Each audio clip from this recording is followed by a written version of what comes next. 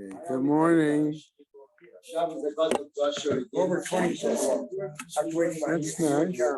That's nice. Well, I'll be there. I have to check with Karen. That's the problem. One of my Okay. children has, when his children were tiny, he would have like an inch of Cheerios in the bottom of the car. Okay, gentlemen, I'm going to start the learning sponsors. Okay, a year of learning, Isaac and Evelyn Blachor in memory of his sister, Chaya Rachel Bas Issa. Friends of Leonie Meiselman, Leah Sabra Bas Chanach Zundel. Friends of Malaskotsky, Moshe Zelig Ben Mordechai. Martin Lipman and family in memory of his wife, excuse me, Malka Chana Bat Pinchas. Friends of Herb Jeremiah, Tzvi Ben Ze'ev. Friends of Sam Coleman, Shmuel Ben Yaakov. Friends of Gideon Lazinski, Mordechai Shlomo Ben Meir. A month of learning by Malin Haran Haller in memory of his mother, Fega Bas Yaakov. B. Pizer in memory of her stepfather, Avram Michal Ben Shmuel Halevi. Jill and Perry Meltzer in memory of her father, Yaakov Ben Yosef. Andrea and David Dolmy in memory of her mother, Eilutzina Bat Shimshon. Friends and students of Rabbi Shalom Kornblum, Rav Shalom Ben Mordechai. Haran and Mel Haller in memory of her father, Yosef Eliezer Ben Tzvi Hirsch. Mark Scher in memory of his father, Mordechai Ben Menachem Manish. Mark Linder in memory of his nephew, Eretz Paul Ben Sirlos. A week of learning by Kayla Heino in memory of her father, Chaim Yehuda Leib Ben Betzalel. Susan Fruchter Kramer and Shelley Kramer in memory of her mother, Bela Bas Yeshaya. Today being the 26th, I believe, right? There is no individual day of learning marked for today. And Neshamas have an aliyah, crank Rafia, Velta Yeshua Shema Tliya, and the Chol Israel, a good bench job. Okay, a quick reminder, number one, that as Mel indicated, please give to him or to Heshi, anyone you know of that are interested in the coming to the Siyum. We did get it into the bulletin this past Thursday. I understand you have some special food. With what? The bullet. Not quite, just the opposite. Okay.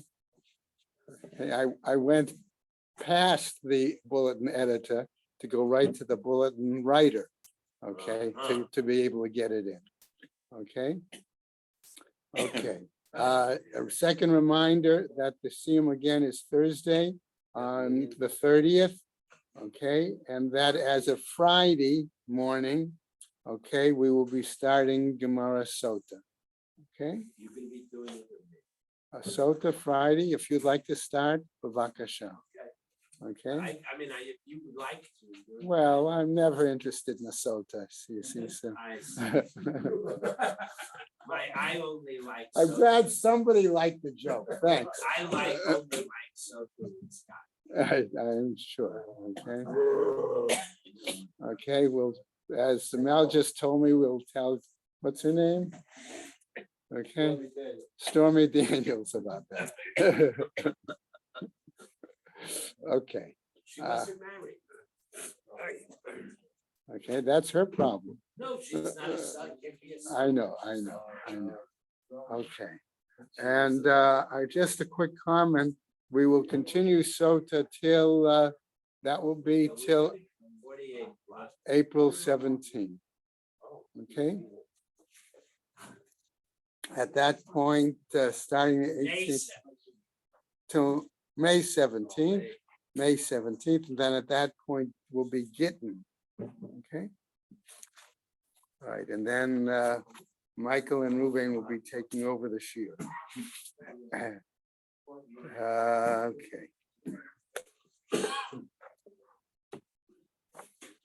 Okay, so I just want to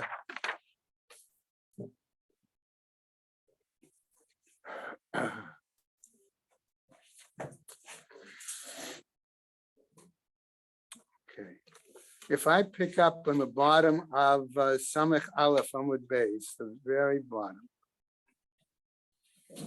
Okay, we saw that Rabbi Yochanan halacha hi benazir. Ema b'nei Yisrael megalchin al nazirut avihem. Again, trying to indicate that one of the issues that make the whole question of Jews different from Gentiles in terms of the whole business of nazirut, okay, was that one can use the items that their father did not use. Okay, that was the point there. Okay, that was part of the halach l'moshe misinai. Ve'ein ha'ovdei kochavim megachim ha'nezirut aviyah.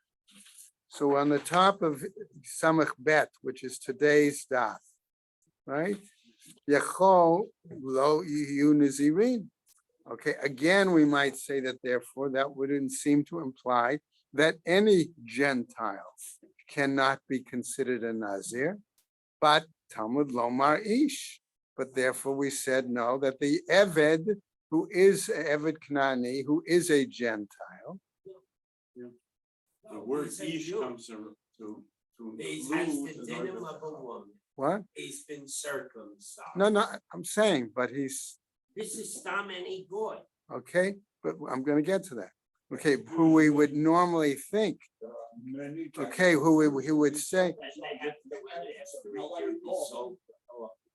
okay, so since before we thought that the Mishnah said that only an Eved who was a non-Jew could be a Nazir, the phrase Ish then came to tell us that it was viable for all Jews, all non-Jews. Okay, so we have this, what I'm going to call for this moment, tension between various psukim, like that said B'nai Yisrael, that would eliminate non-Jews, versus the fact that we have this phrase in another pasuk that would seem then to indicate, yes, non-Jews could become, all non-Jews could become. So isn't that problematic? Okay, when we come back to the issue of our Mishnah that simply said that it was women and Hebrew and and Canaanite slaves, okay, could be, right? So that's the problem. So the Gemara then continued, ha'itma, but wasn't it said, Amar Rabbi Yochanan, halachihi benazir? That again, Rabbi Yochanan emphasized that this was all based on halacha l'moshe misinai in regards to certain laws vis-a-vis a Nazir. Okay, all right. So that was where basically we left off yesterday at the Shia. Okay, this morning we're going to pick up initially with the problem of a lashon a little bit, ihachi. Okay, and there's a discussion as to whether that phrase ihachi is really appropriate and necessary here. But if we include it, we'd say if that's the case, okay, what happens? We have a pasuk, another pasuk. Ish ki yafli neder be'erkecha. Okay, in regards to the fact that it says ish, a person, okay, who utters a vow, okay, of a erech variety. I'll put it that way. Okay. Now, so if that's the case, if we use the word ish before, okay, to include non-Jews as eligible to be Nazir, shouldn't I therefore do the same thing with the word ish here and say that should tell me that non-Jews then should be eligible to make a erech vow as well as to be the subject of an erech vow. Okay, that's the supposition the Gemara is suggesting. Be'erchin lamali. Then why then do I make that? Do I seem to make a distinction where I have said that non-Jews cannot make the erech vow, but they may be the subject of an erech vow? Okay. So Gemara continues. Michti, since what happens?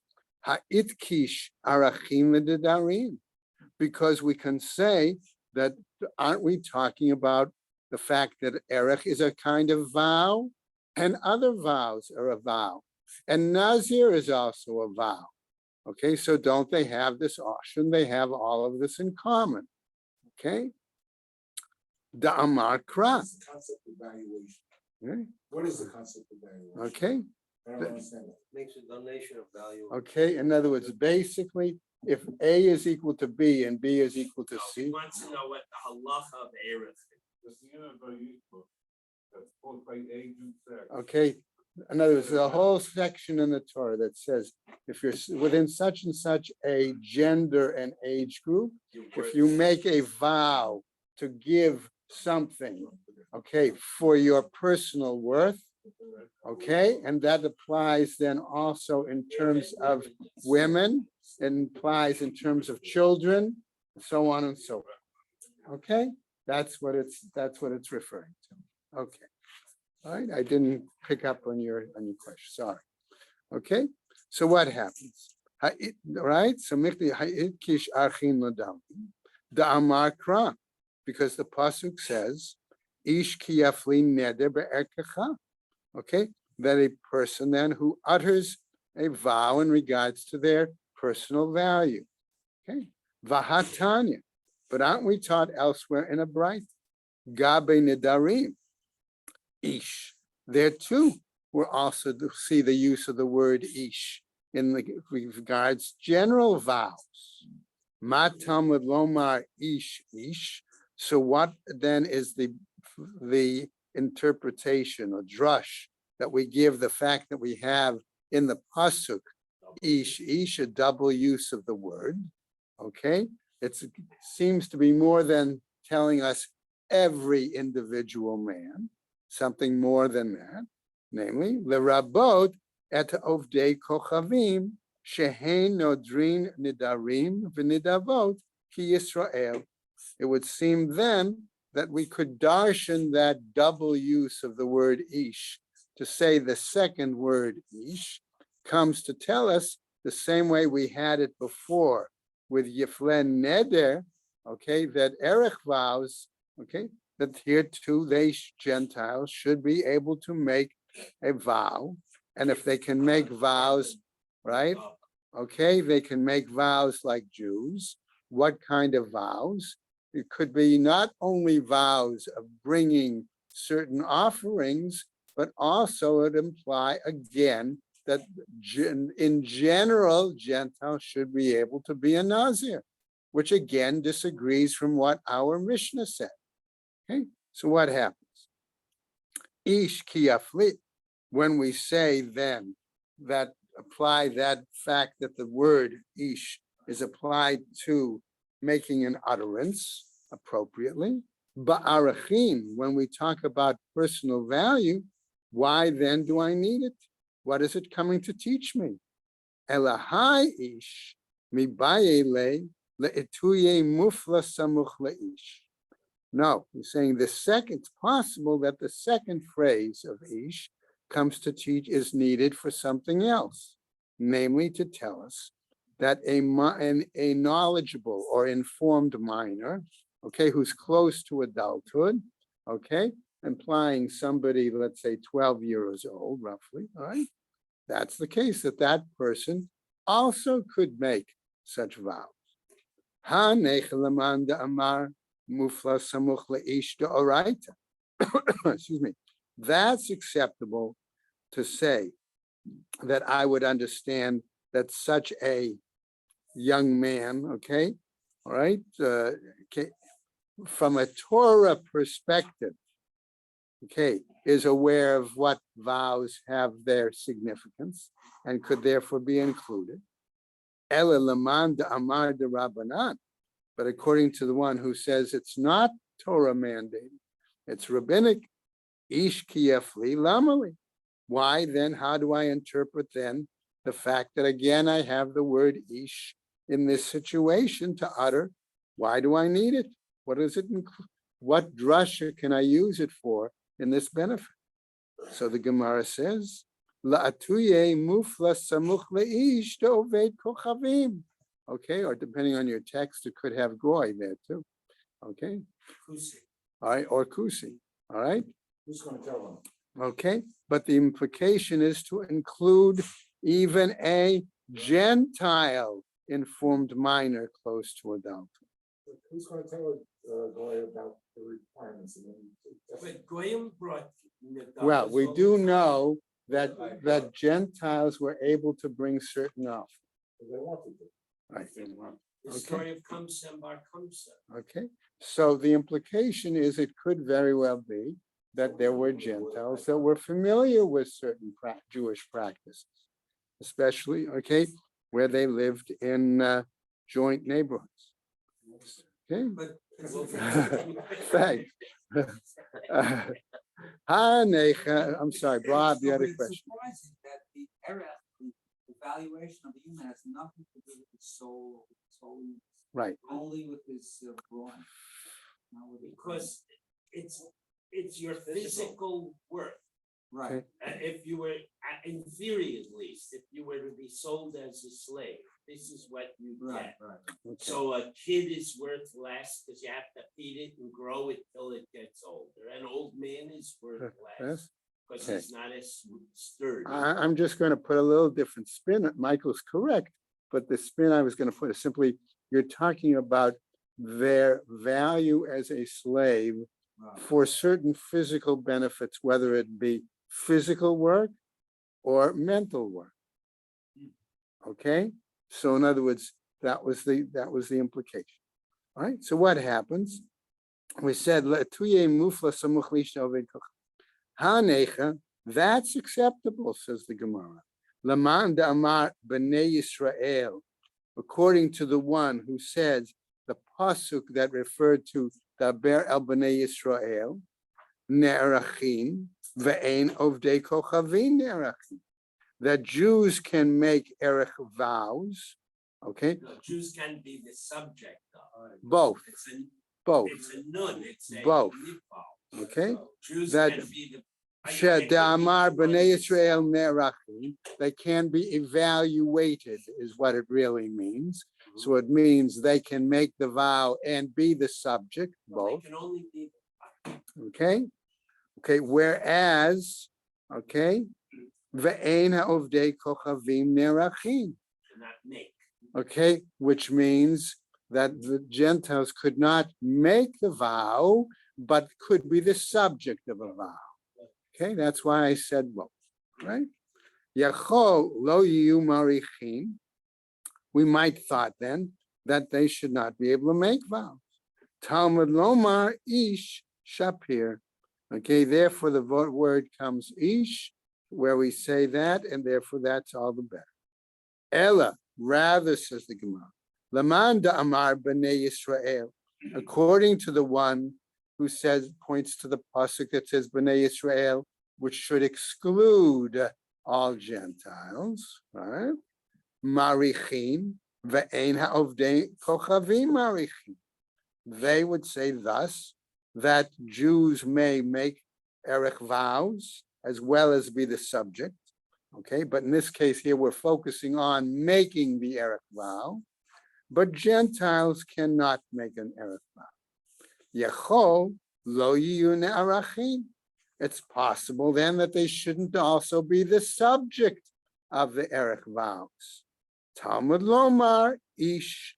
Okay, the text says ish, so therefore that tells us that I would be able to include Gentiles as the subject of the erech vow. Afilu tinok ben chodesh ba iruchehu. Okay, why? Because we would say then that isn't necessarily just the mufla, the one that's close to adulthood, not informed, but even an infant in that situation. Who can't possibly make a vow. Well, But wouldn't he can be the that's subject. you can That's the all right. right, that's true, but the implication is it's not the age of the ill, it's the fact that they're still able to be included as a subject. So therefore, what about again? Okay, ki yafli amali. So when I say that he has to be able to utter the vow. That's what Yafli means. What are we referring to? Amar Rabbi Ada, says Rabbi Ada bar Ahava, La'ituye oved kochavim gadol. That may include an adult Gentile. The afalgav, the gadol, who that even though he may be mature, okay, eino yodea lahaflo, that he may not necessarily know how to utter an appropriate or acceptable vow. Okay, ella rather, ki yafli, when we use the phrase when one utters, dichtav rachmana, according to the Torah, gabe nizirut, that should also apply then to the taking on the vow of Nazirus.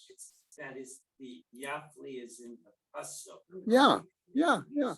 Okay. Lamali, why then? What do we need it for? Michdi.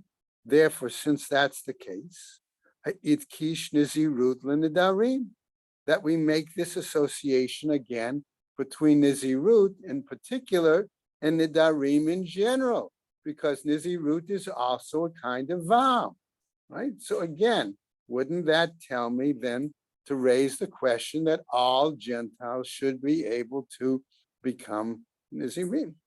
Okay, which again was different from our Mishnah. Ki yifle, lamali. So when the pasuk then says ki yifle, all right, and remember we've seen it in more than one place, all right. Why is it? La'atuye yadin she'enam mochichot. Okay, maybe that's to include, I'm going to call it this way, I'm going to call it inappropriate expressions of attempt. Yes, that's an inappropriate expression of making a neder or a nazir.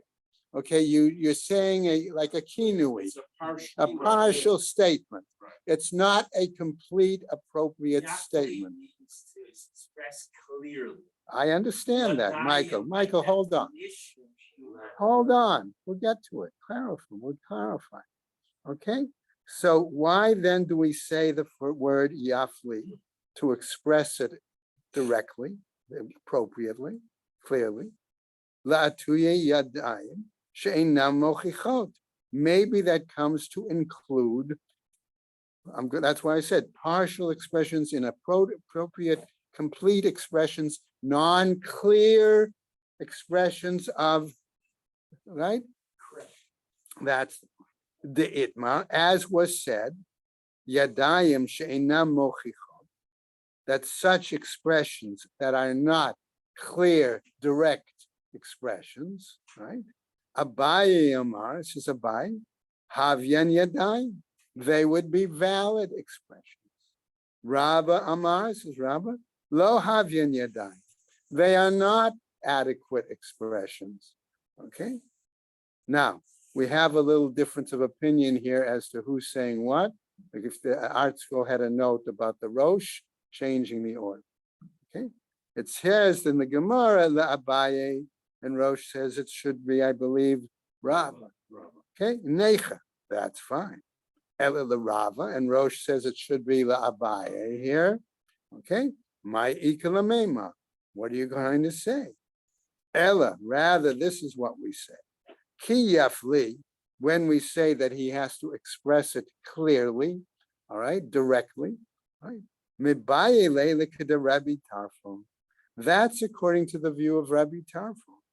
The Tanya Rabbi Tarfon, is he Rabbi Yehuda? I'm sorry, in the name Omer B'Shum Rabbi Tarfon, in the name of Rabbi Tarfon. Ein echad mehen nazir lafi shelo nitna nazirut. Okay, ela lahafla'a. Okay, that Rabbi Tarfon said in a situation like we had, where there were multiple guys coming, all right, and this one, and this one, and this one. If this one isn't this, then this one is. Remember that? Okay, we had that. All right, that they are, none of them would be Nazirim. Why? Because they did not express it the hafla'ah in a clear and utter direct manner. Okay, ha nechla Rabbi Tarfon. That's acceptable to the view of Rabbi Tarfon. Ela l'Rabbanan, but regarding to the rabbis, my ikala meimar, they say in that situation that those are acceptable. Okay. Ela mebaye leila ketatan, but rather it's necessary for the following. Okay. And a question here of whether this should be Tanya, Braita, or Tanan. Okay, Mishnah. Heter nidarim porchin ba'avir. Okay, that I'm going to phrase it this way, that the occasion by which a sage can release an individual from their vow, okay, hangs in the air. In other words, we don't have a true Torah source for that practice, okay? Whether it's for the sage or the beister, okay? Ve'ein lahen alma sheyismuchu, and there is nothing on which clearly they can rely, right? Rabbi Eliezer Omer, says Rabbi Eliezer, yesh lahem alma sheyismuchu. According to Rabbi Eliezer, there is something on which they could rely.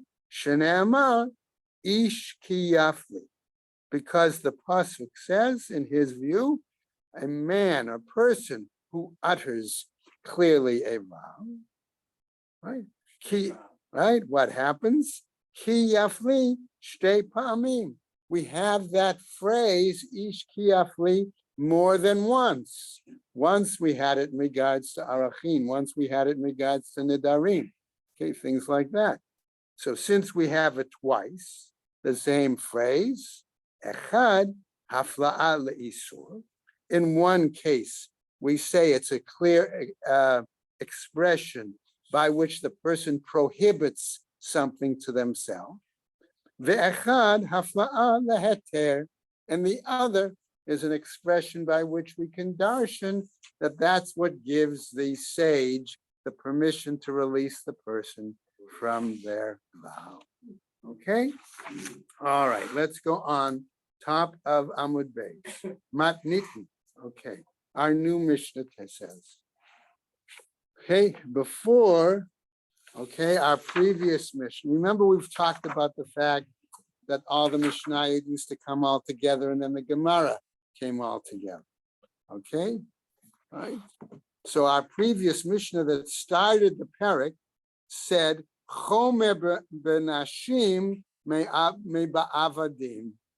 Okay, and that went on. Shahu kofet avdo, that the master can force the servant in regards to break their nazirut vow. Okay, ve'eno kofet ishto, but cannot force his wife. And now our new Mishnah, which would have originally followed, says, flips that. Okay, as we start, chomer ba'avadim mi benashim. But there's a stringency in regards to, okay, Canaanite servants, slaves from women. Why?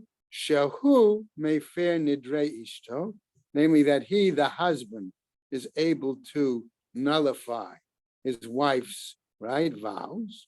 Ve'eno mefer nidrei avdo, but he cannot nullify the vows made by his servant.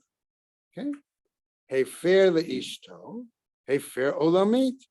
If he nullifies or okay, terminates, ends that vow for his wife, it is totally, completely nullified forever.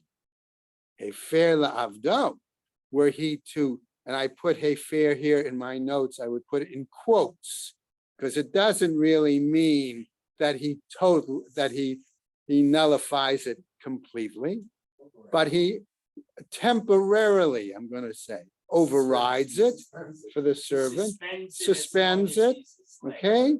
La'avdo, for his servant, yatsa lecherut. But once that individual is no longer a servant, but enters a free man status, that vow returns, that status returns. Umeshlim nazirutau. He must complete then, okay, his nazirus status. Meaning start in 30 days. Okay, All right, so what happens? I Gemara, agree. No matter how long the interval is between, correct, Could be 20 years. if it's 1 year or 10 years. Right. Okay. Mhm. Okay, all right. So what happens? Gemara, Tanu Rabbana, asks, says the Braita, Lama Rabo Kofo, for what situation do we say that the master can force the slave, okay, to break his vow of, in particular, Nazaritship? The Nizirut, for Nizirut, Avalo the Nadarim. That applies for Nizirut, but not for other kinds of vows. Ula vela arachin. And what about for value vows? And not for vow. Okay. Umay shna gabe nazir. So what is so unique then that the ula arachin? Right. Okay. So what then is so unique about the fact that the master can override or overrule his servant's Nazarite vow? The Amar Rahman. Why? Because we've seen this before. Le'esor isar al nafsho. Because the pasuk said to prohibit something on his being, all right, his soul, his person. B'mi shenafsho knuya lo, implying that it must be someone who has their own control, authority over their self, over their body, their personhood. Okay, and that's not the case for a servant, a slave. Okay, Yatsa Eved she'ein nafsho knuya lo, that excludes a servant, a slave that does not have authority, okay, on his own being. Ihachi, if that's the case, says the Gemara, afilu gabe nidarim nami, shouldn't that also apply then to other vows in general? Amar Rav Sheshet, says Rav Sheshet, Hacha b'mayas kinin, what are we talking about? Kigon shahaya eshkol shel anavim munach lefanav. Take the example, says Rav Sheshet, of a cluster of grapes that are lying before him. Gabe nidarim dachi mitzar bahai, regarding this cluster of vows, particularly for this cluster that he's forbidden for himself, right? Lo mitzar ba'achrini. This particular cluster, I'm going to say, is what's forbidden to him, but others are not forbidden to him. Okay? Lo matze kafele. In that case, the master cannot force him, override it. Okay? Gabe nizirut. But in regards to Nizirut, the chi mitzar bahai, but when he prohibits this, I'm going to still use the word cluster for the moment of grapes in this situation. Okay? Itzar b'kuhu, all clusters of grapes, any grape product, okay, are forbidden to him. Matze kafele. Then the master can override it and force him to break that Nazareth vow. Okay, it could reduce the fact of his ability to work. That's the point. And we're going to come down to that point shortly. V'gabe nidarim, whereas, I'm translating gabe here, whereas vows in general, mi lo askina delika elahai eshkol, are we not dealing with anything other than this particular bunch of grapes? De'ilo achile, because if he doesn't eat them, chalesh, that he's going to become weak. In other words, don't. There is no other food in the house. Okay, well, that's an assumption. We have Okay. to assume, Alright. otherwise he could drink a Schnapps. protein. Okay. Anyway, Ela Amar Rava, but rather Rava tells us. Let's take a clarification, says Rava.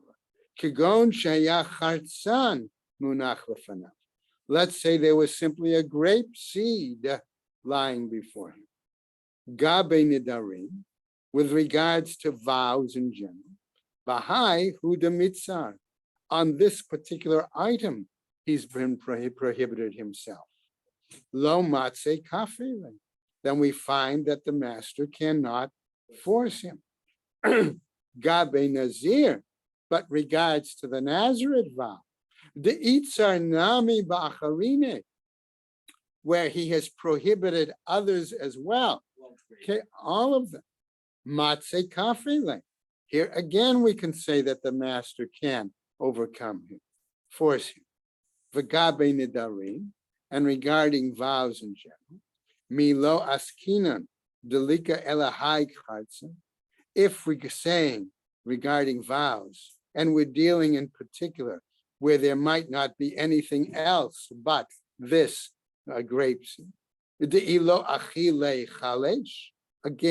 are we saying that if were he not to eat this even minimum amount, okay, that he would become weak and therefore that would ruin his workload for his master, right? Ela Amar Abai, but Abai comes back to clarify again. Lama Rabo Tzarich Lichfoto. Why is it then that the master has the right and the need to force him to override the Nazirut vow? The Nazirut, particularly for Nazirut, ve'ein tzarich lichfoto l'nedarim, but does not have to force or override him for other vows in general. Ve'eino tzarich lichfoto l'shvuah. Not only that, but he also doesn't have to override or force him in situations where it comes to a shvuah, other kinds of oaths besides vows. My tama, what's the reasoning? The amar kra, because the pasuk says lahara o lahetiv, whether it's for bad, okay, or we want to say benefit or non-benefit. Right? What is it? Okay, for the detriment or benefit. Okay. Ma hatava reshut. The same way we might say that in regards to benefit, we're talking about something, whether it's in his authority or voluntarily. Okay, two little different translations there. Okay, what happens? Afhara'ah reshut. So therefore, something that's again detrimental. Has to be his choice. All right, it has to be either within his authority or his voluntary. Yatsa lahara la'achirim. Therefore, that excludes anything that would cause the detriment to others, like his master. Okay, right? La'achirim she'ein harishut biyado. That authority or that volunteer is not within his power as a servant or slave. Okay, okay, let's go to our new Mishnah. Okay, now, this is an interesting, I thought, particularly unique situation.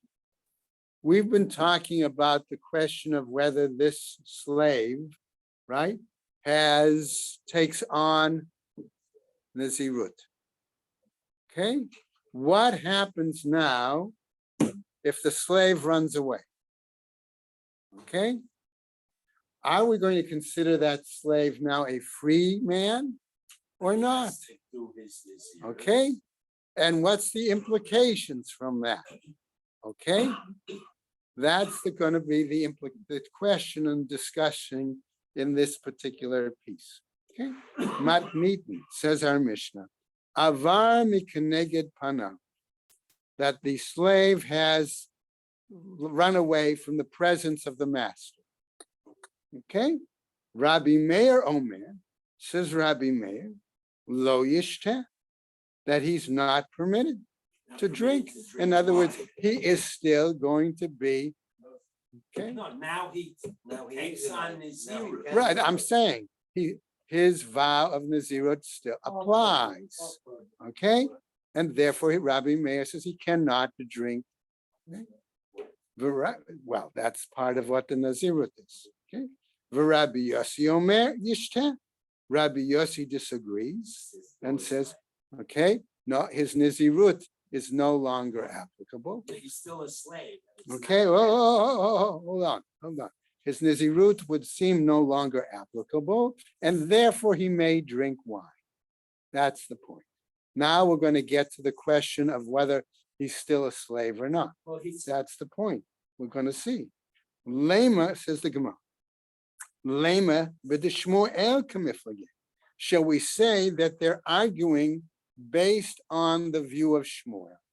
Namely, Da'amar Shmuel, as Shmuel said, Hamafkir Avdo, one who puts his slave in a hefker status, a lack of ownership status. Okay. Yatsa lecherut, according to Shmuel, that implies that the slave is no longer a slave, they are now a free man.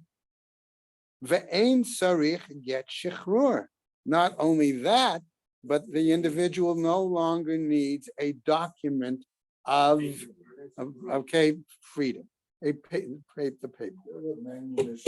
Okay, right, yeah, but usually you give him a star. right, usually. Give him Usually proof. it's- Normally the practice would be to have a document. Okay, Rabbi Meir, and if that's what they're arguing about, says the Gemara, it must be that Rabbi Meir laid the Shmuel, that Rabbi Meir holds like the view of Shmuel, but Rabbi Yossi lay the Shmuel, but Rabbi Yossi does not hold like Shmuel. Lo, no, says the Gemara. The Kuli Alma Idlaho the Shmuel. No, everybody, both Rabbi Meir and Rabbi Yossi, do accept the view of Shmuel, right? Elaman da Amar Yishtet, but rather the one who says he may drink wine, Savar, sof, Mahader Hadar. Okay, why? Because his opinion is going to be that ultimately that slave will come back to the master. In other words, the master is not the ayah. Okay, we're going to get to that in a second. Okay, why is he so assuming that the slave is going to come back? The implication is two things. Number one, that the master has not given up his connection to the slave. And number two, that the slave is going to want to prefer to live in a manner where he can have, okay, that. Right, okay, right? Va'ate gabe, right? Lishtei chamra, and he'll come back and then be able to drink wine. Ki hechi delo lichush, so he doesn't become weak. Ulaman da amar lo yishte, but according to the one who says he should not drink, okay, savar lahave le tzara, he may be of the opinion that the wants to give the slave a little tsaris, wants to give him some difficulty, some discomfort, actually a lot of discomfort. Why? Ki hechi de lahade, okay, gabe. They didn't drink water. Okay, that otherwise that he would come back to it.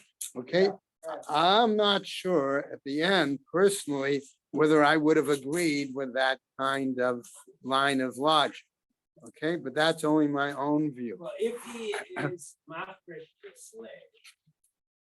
If he's miyaesh the slave, it's one thing. But if the slave runs away, then he can send Simon with me after. I don't know about that. Okay. About Simon Temple. No, what can you read, whatever? Yeah. Thank you, Rabbi Green. Okay. And Uncle Tom's stuff. Van.